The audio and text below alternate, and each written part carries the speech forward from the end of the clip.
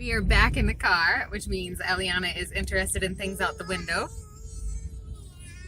And also in talking, but that's okay. She's currently eating a snack. Are you enjoying your snack? Terrible traffic in Bogota City. Yo.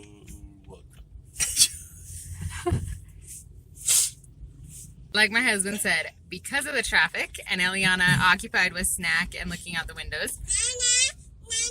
Eliana. So that means that it is time for a car vlog book update. This is my October book. It is called The Rent Collector, and it is by Cameron Wright.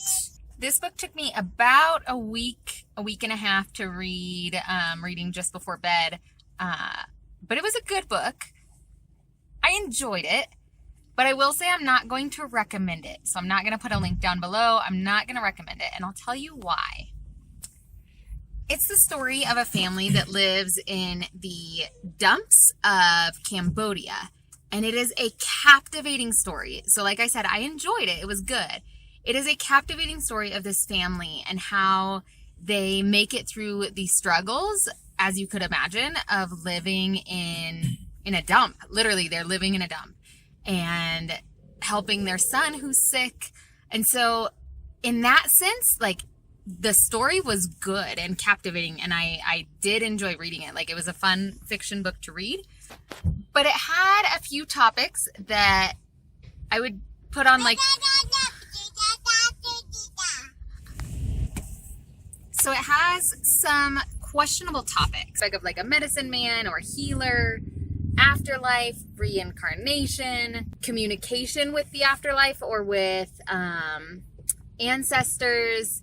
There was quite a bit of violence, and it was fairly detailed in the history of this country. So I guess it would be more of like a historical fiction because it is based in a real place. It's based with events that really happened. They talk about that in the book. I believe it's called the Khmer Rouge, which took over parts of, if not all of Cambodia, and it was a very violent takeover, and so you get to hear some of that violence. So there is a lot of just topics that aren't necessarily topics that I would recommend.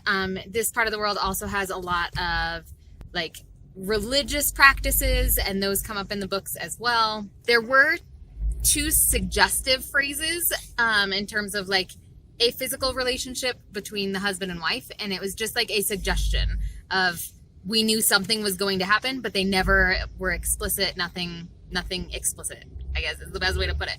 But there were two suggestive phrases and then two, I'll call it a 4-letter word. And so for me, I would not be able to mark it as a clean book, just because in my book, those things aren't clean. That's not acceptable. But yeah, I can't really recommend the book just because of those topics. If I had known all of that was in the book, I probably wouldn't have picked it up to read. So it's just not a book I would recommend to others.